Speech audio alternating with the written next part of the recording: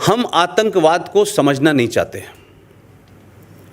और हम politically correct होने के लिए आतंकवाद की अलग अलग जो है उसकी परिभाषा गढ़ते हैं। ये सत्ता पक्ष भी करता है, विपक्ष भी करता है और लगातार होता चला आ रहा है।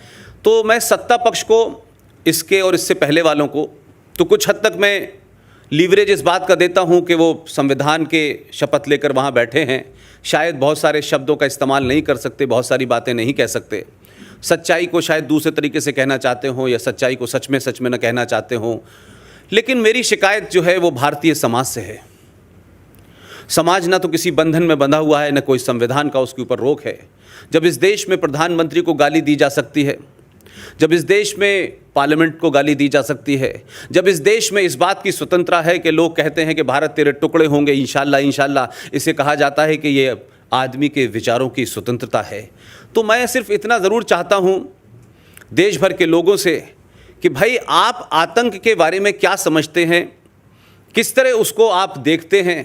क्या आतंक जो है कोई फिनोमेना है, कोई सत्ता प्राप्ति का रास्ता है, या आतंक जो है कोई सरकारों को ब्लैकमेल करने का रास्ता है, या कुछ लोग भटक गए हैं, कुछ लोग बड़े मासूम हैं। ये तरह तरह के जो नैरेटिव हैं, इसने मुझे बड़ा परेशान किया। 12-13 साल पाकिस्तान को बड़े नज़दीक से देखने, 400-500 बार वहाँ जाने की वजह से मुझे वहाँ का भी थोड़ा बहुत ज्ञान है। हमारे देश में एक नैरेटिव चल रहा है कि आतंकवाद का धर्म नहीं होता। अब ये पहला देश का ऐसा आतंकवाद है कि 1984 में आप सब जानते हैं कि पंजाब में जो कुछ हुआ तो लोगों को धर्म पता चल गया, कहा साहब ये तो सिख आतंकवाद है। इस देश में 2 लोग पकड़े गए यकायक, मुझे नहीं पता वो सही पकड़े गए, गलत पकड़े गए, किस तरह पकड़े गए, लेकिन आज जो स्थिति है उन्हें कोर्ट ने अभी तक मुजरिम नहीं ठहराया है। 2 लोगों के पकड़ने से इस देश में लोगों को पता चल गया हिंदू आतंकवाद है। लेकिन इस आज़ाद भारत में एक विभाजन के बाद से लेकर के कोई 1000 से ज़्यादा हमले हिंदुस्तान के हर बड़े शहर में, चाहे साउथ का हो, नॉर्थ का हो, ईस्ट का हो, वेस्ट का हो, जहां हमले न हुए हों, जहां आतंकवाद करने वाले ने चिल्ला चिल्ला के अपना धर्म न बताया हो, लेकिन ये खास किस्म का कोई आतंकवाद है जिसका धर्म नहीं है। मैं मानता हूं कि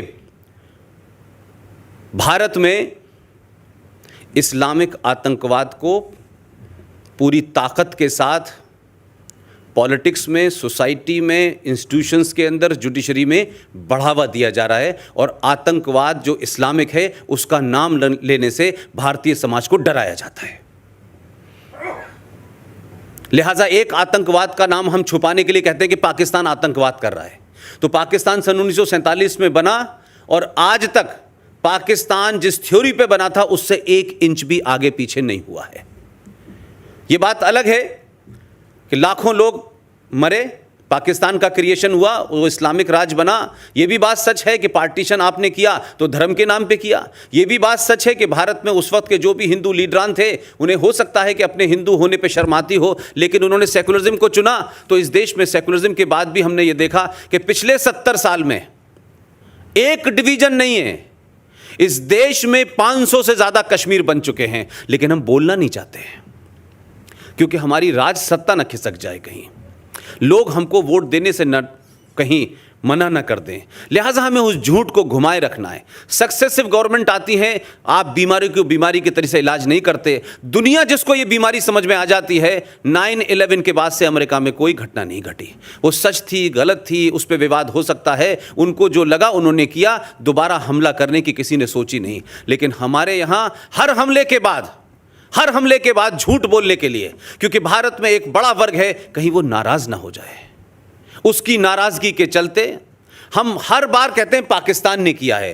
पाकिस्तान तो कर रहा है, करेगा, और वो बना ही इसी काम के लिए था।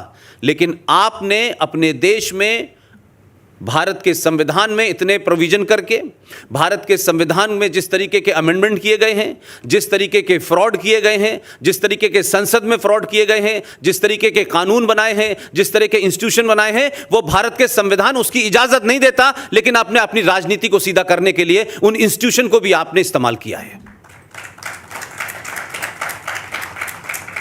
लिहाजा जिस आतंकवाद से ग्रस्त है, जिसके चलते आज रात में ऑपरेशन हुआ है, ये ऑपरेशन 1000 भी हो जाएं तो भी समस्या सॉल्व नहीं होने वाली। ये गलतफहमी है। 400 500 मार दें, ये विषय नहीं है। भारत में और पूरे इस्लामिक वर्ल्ड में जो लोग हथियारों से लड़ रहे हैं, चाहे वो अलकायदा की शक्ल में लड़ें, चाहे वो IS की शक्ल में लड़ें, जैश ए मोहम्मद की शक्ल में लड़ें, दुख्तरान मिल्लत की शक्ल में लड़ें, लश्कर तोयबा की शक्ल में लड़ें, वो मेरे लिए चिंता का विषय बिल्कुल भी नहीं है, क्योंकि मैं उनकी भी हकीकत जानता हूं। मेरे लिए सबसे बड़ा चिंता का विषय है कि इस भारत में बौद्धिक आतंकवाद सबसे ज्यादा खतरनाक है। हम जब आतंकवादियों के एक्ट को जस्टिफाई करने के लिए टेलीविजन पे आते हैं तो अलग अलग तर्कों से उसको जस्टिफाई करने की कोशिश करते हैं। IS इसलिए बना कि अमेरिका ने बड़ा उनके ऊपर जुल्म ज़्यादती की है। हिंदुस्तान के अंदर कश्मीर में जुल्म ज़्यादती हो रही है।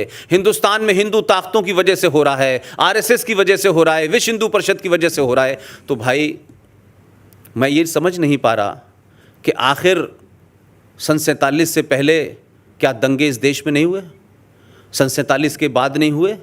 आपने विभाजन किया, विभाजन के बाद भारत सरकार का रिकॉर्ड ये कहता है, होम मिनिस्ट्री ये कहती है कि 3900 बड़े दंगे जिसमें 100 से 500 ज़्यादा लोग मारे गए हैं इस देश में, लेकिन ये समस्या का कोई हल ही नहीं निकाला जा रहा है। कहा जाता है गंगा जमुना तहजीब, हम भाई भाई हैं, हमारे बीच में भाईचारा है। तो ये भाईचारा और ये भाई भाई, ये गंगा जमुना तहजीब मैं इसलिए नहीं समझ पाता कि मेरा जन्म जहाँ हुआ है वहाँ मेजॉरिटी मुसलमानों की थी, मैं तो एक आदि परिवार था, तो मुझे वहां भी भाईचारा नजर नहीं आया, मुझे वहां भी गंगा जमुना तहजीब नजर नहीं आई। लेकिन इस सब के बावजूद देश विभाजित हुआ, लेकिन हिंदू मुस्लिम के नाम पे इतने बड़े पैमाने पे सरकारें रहीं, सेकुलर रहीं, लेफ्टिस्ट रहीं, वामपंथी रहीं, तमाम सोच की रहीं, लेकिन ये दंगे फिर क्यों हुए?